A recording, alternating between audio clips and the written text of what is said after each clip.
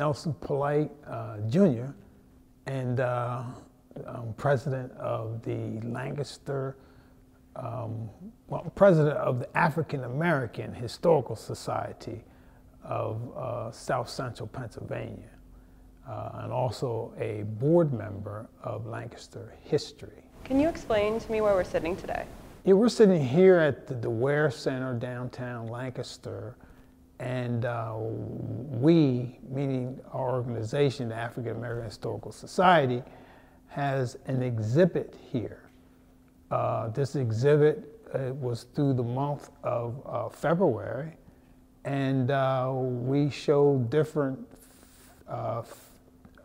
photographs and different eras of Lancaster and Lancaster history.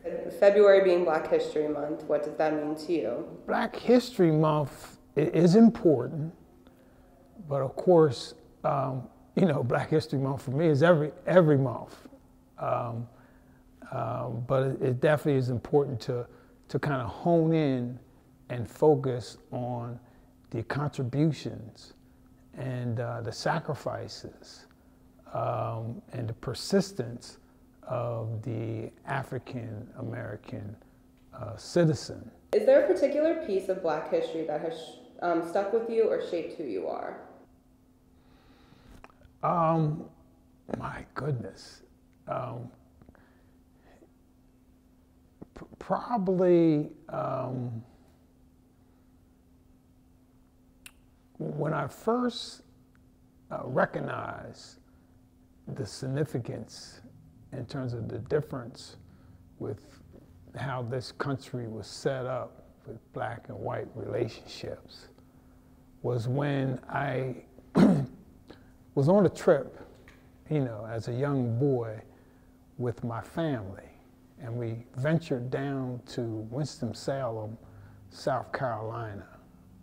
Now, I knew about relationships, you know, how the relationships were, but I never really experienced it until as we ventured down there, riding in the car, we stopped the car and ate outside of the car. So in other words, we did not stop at any place of business and to eat. And then I realized how significant. So that had an impression on me. I didn't understand the full magnitude of that, but it certainly had an impression because I never had that experience here in the North. So speaking of your family, could you tell me a little bit about your father and grandfather and, you know, how their legacies may have influenced you? Yes. You know, starting with my grandfather, I was raised in the house with him until age 17. He was definitely a important figure in our household. But I never really realized how significant of a contribution that he made to Lancaster. I was clear on the contribution with the family and also with the church, but not to Lancaster. So he came here in 1903 out from Ridgeland, South Carolina, and came up here around the age between 27 and 29. And he made a way for himself. He worked at a tobacco shop. So my guess is one of the reasons why he stopped here in Lancaster, because at the time, Lancaster was one of the richest tobacco areas in the country. So he worked, you know, as a waiter, part of the waiters union, and then later in years he worked as an insurance person. He married, had 5 children. One of those children was my father. He was next to the last son, and married Mildred Blanche Richardson Polite. She was out of Newville. So he was involved in the church. I think that was the other reason why he stopped here, especially Bethel AME Church. He was connected to the AME Church at his hometown in South Carolina. But he was the past master of the Elks. He was the last sitting president of the Negro Civic League, which we have a picture of that organization here in our exhibit. The junior choir at the church. So he was a 67-year member of the church. So that was really foundational for him, and involved in a lot of other political activities.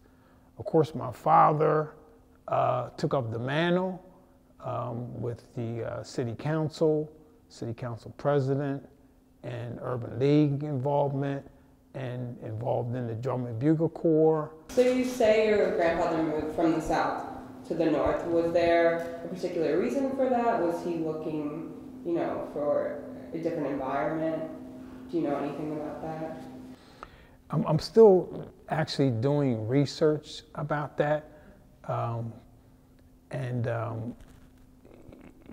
what I suspect, twofold. Initially, the Great Migration, so to speak, from the South,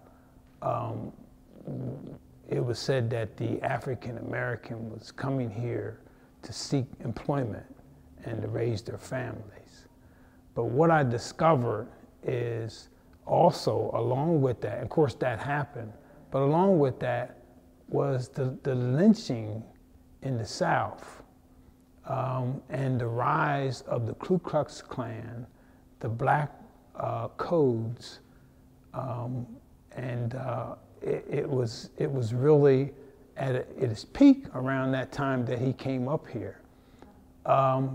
It was terror, domestic terror, in the United States on the African American.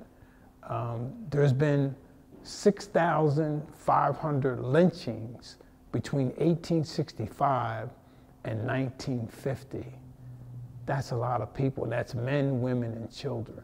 So I suspect that is the biggest reason why he came up here. You talked a little bit about the church that your whole family belonged to, and you are still a member of that, correct? Yes, that's Bethel AME Church, founded in 1817. We were a part of the congregation at the St. James Church here in Lancaster, one of the oldest churches in Lancaster. But we wanted to start our own church. So we basically asked for permission to leave the church because it really was illegal for over 3 people of African Americans to congregate. So you had to ask for permission to gather. So we started that church in 1817. In your Juneteenth essay that you wrote for United Lancaster, that you talked a little bit about your church and what you do in Lancaster City. Could you tell me a little bit more about what the congregation strives to do and the change that you're trying to make in the city? Yeah, if there's any issue and any controversy in relationship to the African American, we want the African American to know that we are a support system. That is the biggest thing, that they could come to us and voice their situation, and that we would support them, whether it be on employment, whether it be a city council issue, whether it be at their home, whatever the situation might be, that we would be a support system. In the school system, there's been issues, so we're support. Yeah, and we're the oldest black church in Lancaster City and County. Wow. I've been a member of the church my entire life. So also in your article, you talked about systematic versus symbolic change. Can you explain that a little bit more? Yes. There's been a system that began as far back as 1619. Quite sure you're familiar with the 1619 project. And that system was set up to favor the dominant population in the country. So in order for us, and it wasn't in our favor, the African, initially, we were African, and then African American. So it wasn't set up to be in our favor, because the reason why we were brought here was to be enslaved and to be involved in chattel slavery, which we were deemed as property, and it was free labor, and it put, America in a position to gain wealth and gain power. So it's a very, very powerful system. So in order to combat that, we have to have a different set of circumstances and a system to combat that. These symbolic gestures, although they are nice and they are polite and they are welcomed and they are publicized and we enjoy them, it doesn't really do anything for the whole, and to raise especially the economic plight of the African American. In relation to the Black and the African American community, what is the biggest change you have seen in your lifetime, and what is the thing that hasn't changed that you're surprised about?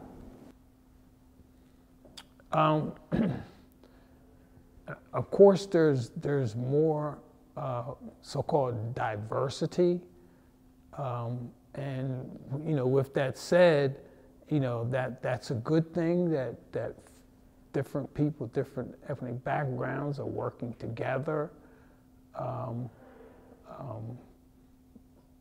But I think also, as far as the African American community, it's important for us to establish our own.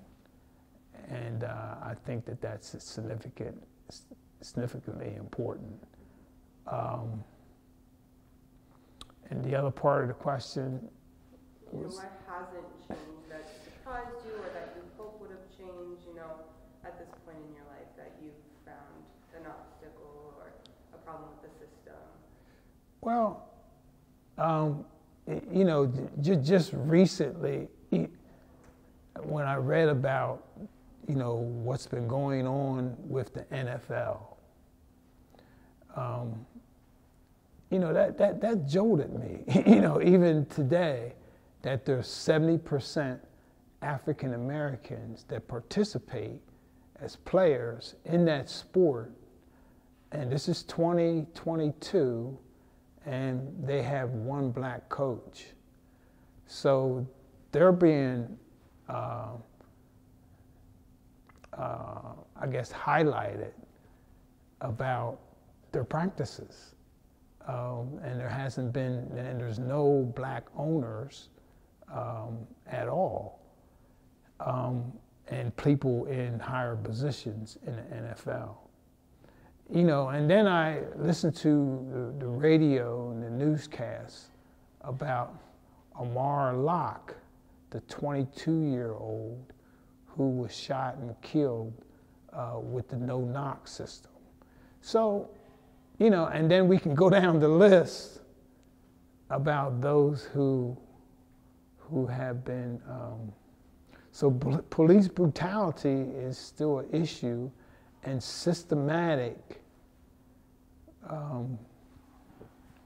the power structure of that system that I talked about is still in place in athletics, in education. We see gentrification. Yeah, absolutely. I know that the media has been highlighting a lot more police brutality in recent years, but is this, in your opinion, a problem that has been happening that is just now being highlighted, or do you think it is heightened because of other, political or environmental factors that we're now experiencing? Yeah, it's the camera. It's the cell phones, and people are just getting caught. I think that's really what it is. The attitude and the infractions have been there all along. I was not surprised about any of the killings. I felt disappointed about it, but not surprised. Myself, I was involved in a situation at the Lancaster train station, and it certainly, the police officer pulled a weapon on me, and the fact that the weapon was so close to me that I could see the bullets in the chamber. And fortunately, there was another officer there, and he screamed, "Don't shoot, don't shoot." And my life was spared. So I experienced it firsthand, in this town. So I was not surprised about what's going on. If you don't mind me asking a little bit more about that instance, how old were you when that happened?